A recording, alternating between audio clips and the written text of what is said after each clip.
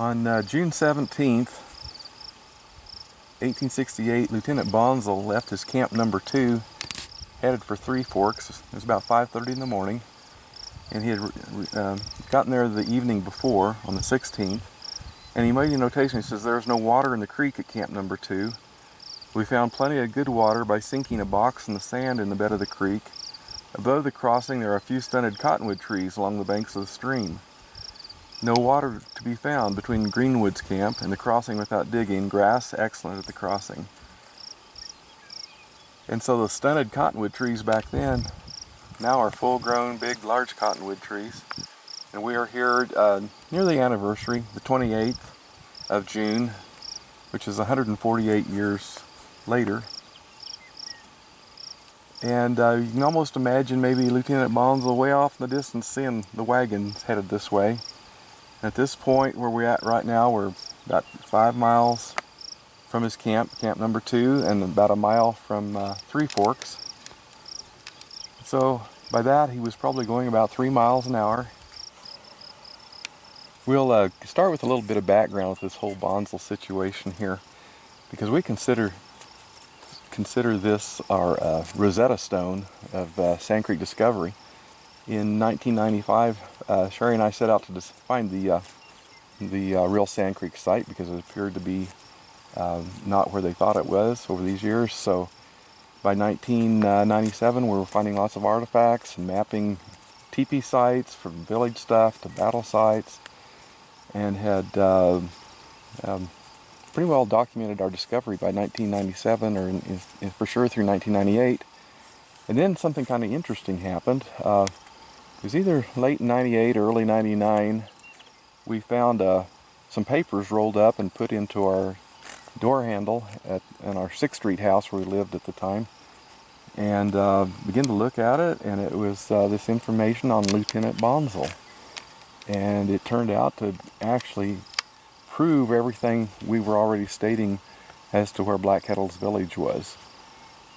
But what he did, Lieutenant Bonsall, he made a journal of his march of his detachment of 10 men, belonged to the garrison of Fort Lyon, and of course it was just Colorado Territory at the time. And Lieutenant Bonsall was the commander of the 3rd Infantry from Old Fort Lyon, and he was going from Old Fort Lyon to Cheyenne Wells. And this was June 15th of 1868. And sometimes people get this a little mixed up, because you start talking about Fort Lyon, and we also mentioned that it was also Bent's Fort, so sometimes it gets really confusing. But Old Fort Lyon at the time was also New Bent's Fort. Bent had his first fort, the Old Fort near La Junta, had kind of fallen into disrepair, and he built it out of adobe. And I think he must have been thinking he didn't really like the adobe idea, because it was just too much upkeep. And he didn't really like the location, apparently, by his new location, because apparently the fort was too close to the river, had some flooding issues. But his new site he picked out was on a high rocky knoll overlooking the Arkansas River, where it would be impossible to ever flood. And with the rock there, he could build the fort out of stone, and so this time it's going to last a real long time. But the economy and things changed. His trading wasn't successful any longer, so he ended up trading the new fort to the government, to the military, cavalry, and they turned it into a military fort at that point, and built the barracks, oddly enough, down below on the riverbank. And because there's no room for the barracks up on the bluff, up on the high knoll. So, of course, then when the river flooded, the barracks flooded, and so this didn't last very long either. But 1868, this is where New Bent's Fort, or what we also called Old Fort Lyon, was at the time, and what they called it. But Bonsall, he left 5:30 a.m. June 16th, and he said the weather was clear at Old Fort Lyon. And at 7:30, he said the road was good, runs over high prairie, nearly level with a slight ascent. The road is so high and well drained that it would not be much affected by rain. No wood or water, grass short, buffalo. And then 11 o'clock, he says the weather's clear. Halted at this point, 5 hours to graze the animals. Roads good, dry weather, basins would hold water in wet weather, and in very rainy weather would be impassable. Plenty of good water in Rush Creek, also water in pools of Sand Creek where the road approaches nearest to it. From the point where the road runs nearest to Sand Creek to Greenwood's camp, the road shows signs of having been overflowed to the depth of 2 to 4 feet. Plenty of driftwood near Greenwood's camp. Grass is good, a few small cottonwood trees on Sand Creek. And at 6 p.m., weather clear. For 3 or 4 miles after leaving Greenwood's camp, the road has been overflowed and the balance of the way high and dry. So, Lieutenant Bonsall coming out here to the site of the Sand Creek battle that had happened 3.5 years earlier, 1864 November. He took 2 days getting here. The soldiers just took 1. They traveled all night long from Fort Lyon, left there about 8:30 in the evening, getting out of Sand Creek about sunup. Now here we're looking toward Three Forks. We're about a mile away, 5 miles now from camp number 2. I should mention that camp number 2 was actually upstream from where the monument is on the bluff that marks the site of the Sand Creek battleground. And then from that camp, Lieutenant Bonsall marks a line which is equivalent to about 2 miles according to the rest of his measurements for the village site area, showing it upstream even yet from there, which would make our discovery exactly the same as what Lieutenant Bonsall is saying. So we'll head up toward Three Forks. Michael's here with me, and we're just going to walk the Bonsall Trail here just for a little bit to get kind of a feel for it and everything. Today it's really pretty hard to see this trail from the ground, but my dad had agricultural aerial photo maps that were done in 1936. We'll look at those in a little bit. But from those, the trail is very clear. And also, you can see it on Google Earth. From outer space, you can see this trail, which is kind of interesting. But right here on the ground, sometimes it's just kind of hard to see it.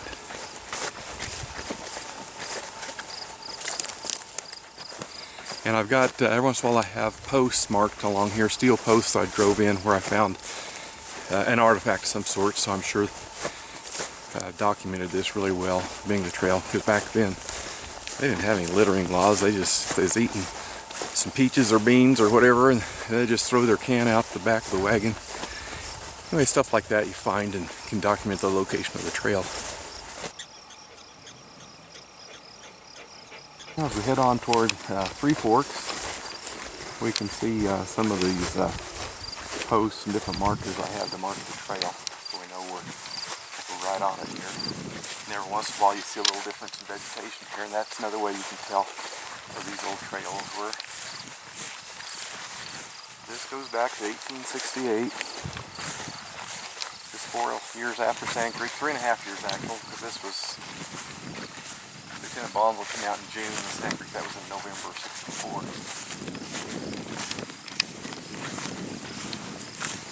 About 3 miles an hour, so he would make a whole lot of real fast time. A lot of things look very similar. He said it was cool that morning, and here it is, all a little after 6 o'clock. Really pleasant, cool, just really nice out here this morning. Looks very, very similar to what Lieutenant Bonsall would have seen. Very, very little difference.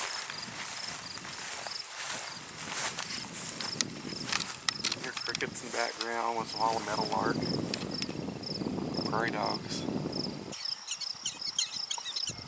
This is Lieutenant Bonsall's map as he drew it, and this is called a strip map.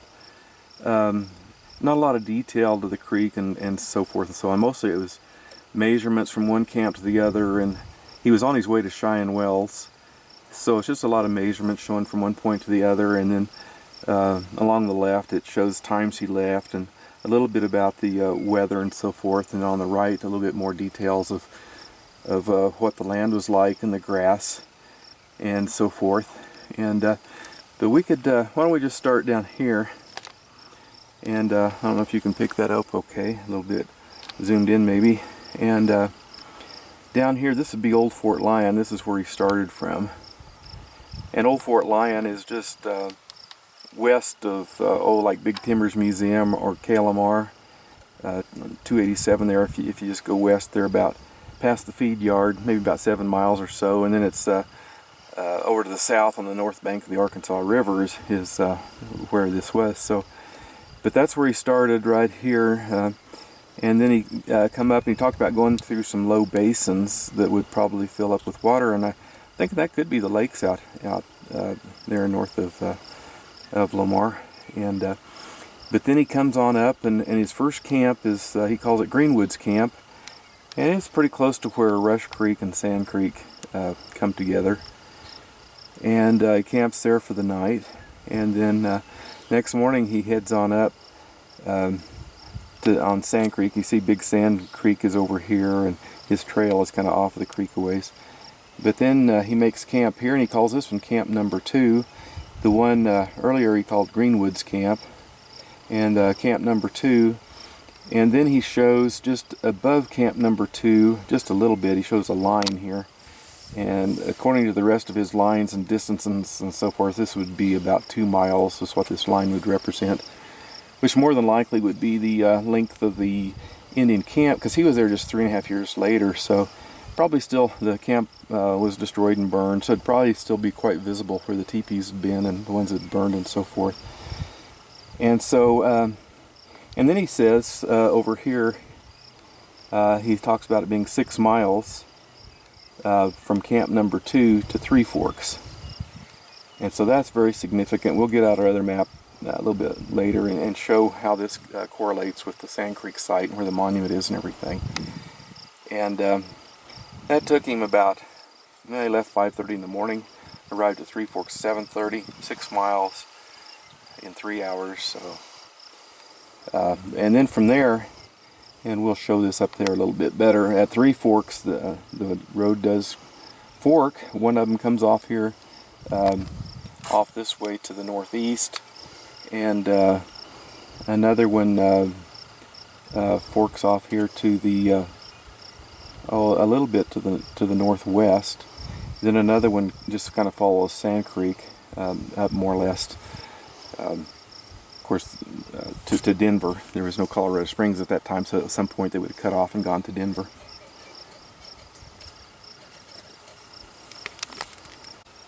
Now this is our work map that we had for. We spent a lot of time just studying these aerial maps for things, and my dad had these. They were 1936 aerial maps that were for agricultural purposes, but these old trails really show up really good. And we'll just start the trail. We'll get a closer view of it here, but Three Forks is right here, and you can see the old trail all the way through here.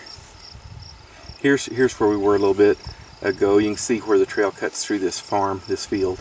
It goes on down, and it cuts through a corner of another field, and just kind of comes on down and follows Sand Creek all the way down through here. And so now we'll kind of go in on some closer things here for just a minute. Let's look at Three Forks a little closer. Okay, here's Three Forks. This is the trail that angled off toward Old Cheyenne Wells. Now, Old Cheyenne Wells was north of present-day Cheyenne Wells, probably 5 miles or so. It was just a kind of an outcropping of rock and a place of water where people could find water.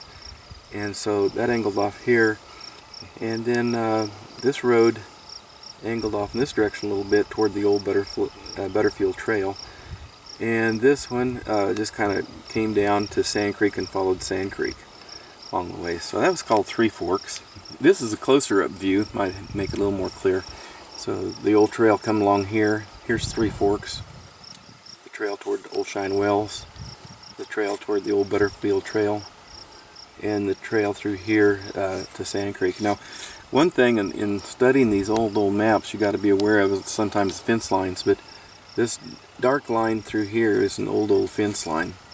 Of course, it's kind of obvious, I guess, because it's so straight that it's pretty well a guarantee that that's an old fence line. Also up here is a straight line here, and here also again is an old fence line. So you kind of got to ignore those things.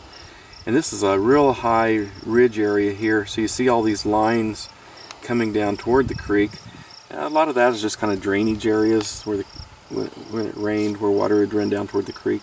So you also kind of got to be aware of those and be able to pick out what is a trail and what isn't. So anyway, Three Forks right here is very, very clear on this old map. Now, so we need to measure down 6 miles toward where his camp number 2 is, now that we know for sure where Three Forks is. So each one of these is a section. From these 3 sections, that'd be equivalent to about 3 miles is 8 inches. So 16 inches is what we'd need then for 6 miles. So if we just lay this yardstick here and at Three Forks, come down 16 inches,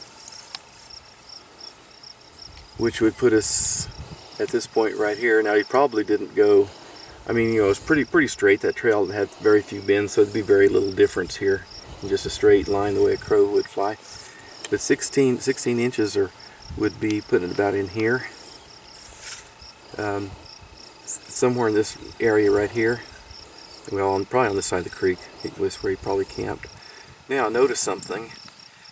This bend here is the location of the Sand Creek battlegrounds, the monument being right up here.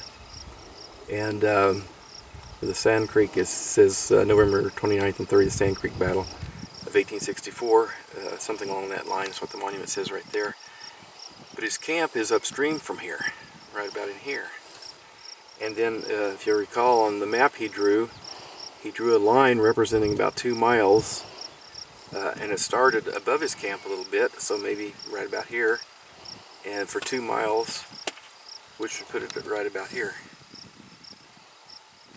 And that's the exact area we were finding lots and lots of Indian campground stuff, teepee stuff, in this whole region right in through here. So we feel that absolutely is our Rosetta stone of proof, the Lieutenant Bonsall map, that we indeed did find the real site, Black Kettle's camp right in here.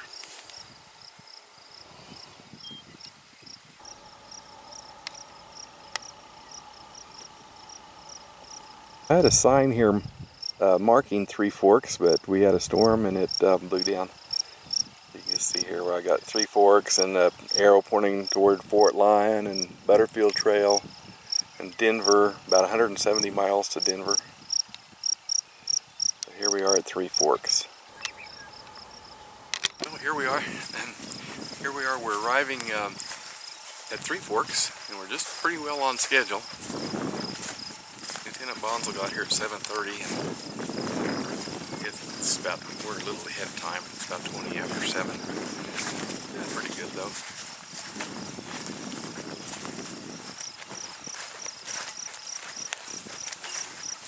Okay, we're just coming right into Three Forks right here. So at this point, Lieutenant Bonsall, he's got to make a decision. He sees 3 trails here. We had put up a sign here, but there wasn't any sign back then, so he's got to decide which trail is he going to take. The one off to the right, the one straight ahead, or is he going to turn and head on down Sand Creek? Okay, Lieutenant Bonsall, when he got to Three Forks, he had these little remarks to make. He said at Three Forks, the left-hand road crosses the creek and leads in the direction of Denver. An ox train from Arkansas bound for Denver had lately passed over this road. And then if we look and turn to the right,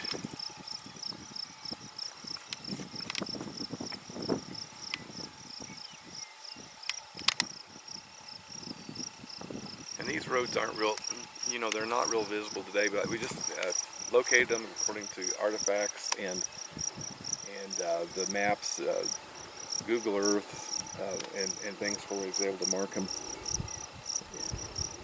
But as he looked, the right-hand road is the direct and shortest road leading to Cheyenne Wells. But thinking it bore too much to the east, we took the center road. So let's come back over here and pan back to our left again to the center road.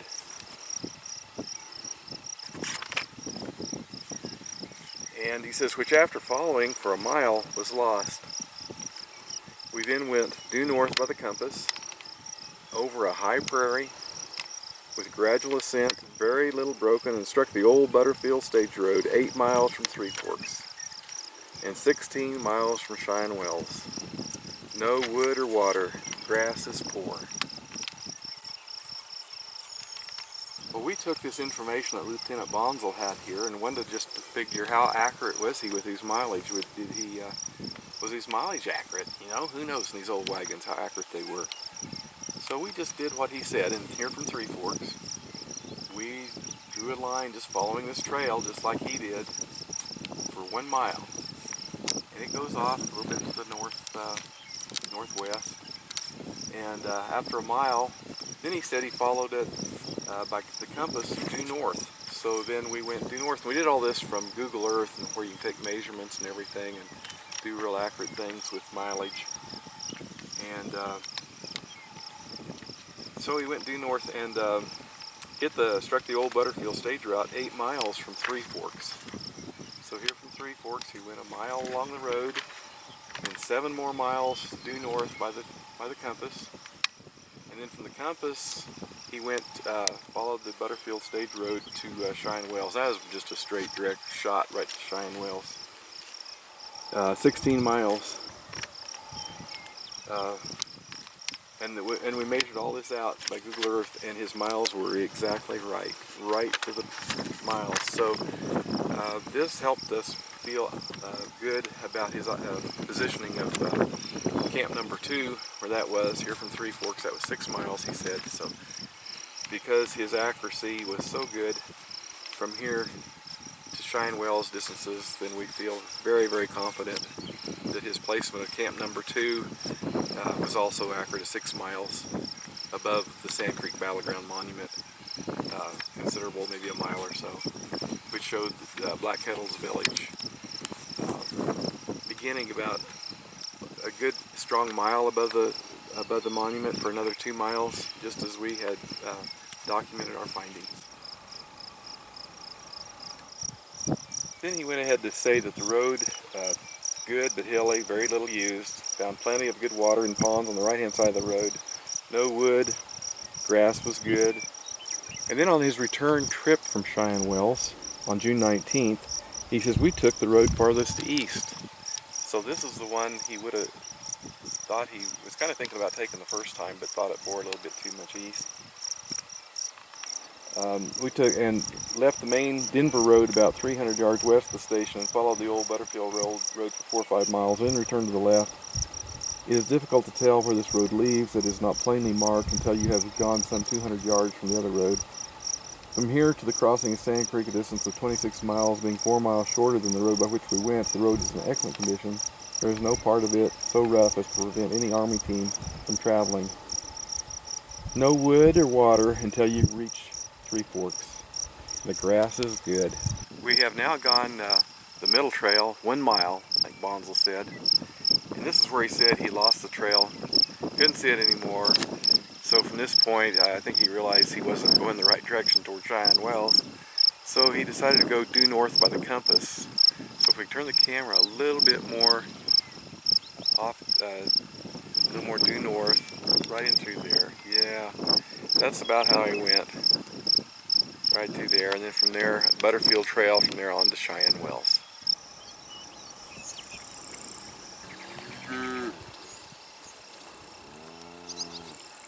Well, the trail from Three Forks that went to Denver, following Sand Creek, they had a nice little surprise down here because there's a nice little watering hole.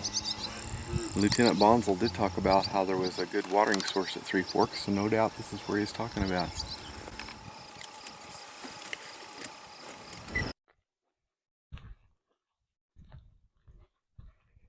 All right, we're back out here walking the trail to Three Forks, and we're out here at the Bone Meadow Ranch where part of the Lost Sand Creek site is located. And you can see we've got our Three Forks sign back up here, and you can see that at Three Forks where the trail breaks off, and it marks Three Forks. It marks the trail to Fort Lyon, the trail to Old Cheyenne Wells, trail to Denver, and also there's the trail to Butterfield. And you see all of those are marked here on this sign. And this would have been the trail that Lieutenant Bonsall took when he came out here in 1868. And at that time, he documented and measured the length of Black Kettle's village, and he measured down from this spot of Three Forks 6 miles to his camp number 2. And as we already documented in this video, that in that stretch of 6 miles, you just go a little bit up from his camp number 2, and then that's where he documented the place where Black Kettle was camped. There still would have been burned teepee remains, and that would have been able to be documented by Bonsall at the time, just 4 years after Sand Creek. So, and since he was able to mark that spot of Three Forks, we can actually see that on satellite imagery maps, so we can verify the spot where artifacts are found at the Lost Sand Creek site and measure, and it matches right up with his map, as you see earlier in this video.